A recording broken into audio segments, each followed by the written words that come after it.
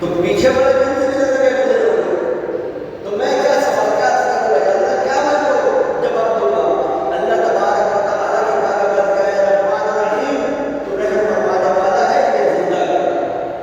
اب اللہ تبارک و تعالیٰ نے حضرت موسیٰ علیہ السلام کی دعا قبول کی اور ان کو زندہ کر دیا۔ پتہ یہ چلا کہ نبی کی دعا سے مردے زندہ ہوتے ہیں۔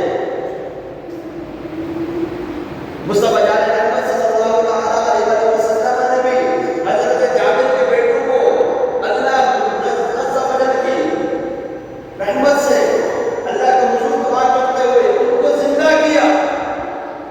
حضرت جابر کی بکری کو بھی زندہ کیا۔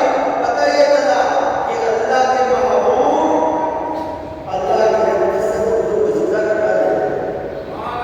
اور قرآن میں حضرت عیسیٰ علیہ السلام کا واقعہ موجود ہے۔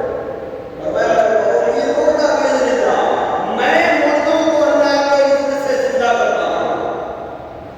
پتہ یہ چلا مردوں کو زندہ کرنا یہ اللہ کی رحمت سے ممکن ہے۔ اللہ تبارک و تعالیٰ جس کو اختیار دے دے انہیں زندہ کر سکتا ہے۔ اور زندہ کرنے کا طریقہ کیا ہے؟ رب تعالیٰ کی بارگاہ میں دعا کرے، رب تعالیٰ اپنے فضل سے زندہ کر دے گا اور اختیار کھولے گا، کہے گا کہ تم کھڑے ہو جاؤ۔ کس طرح کا ہو؟ تم 20 باللہ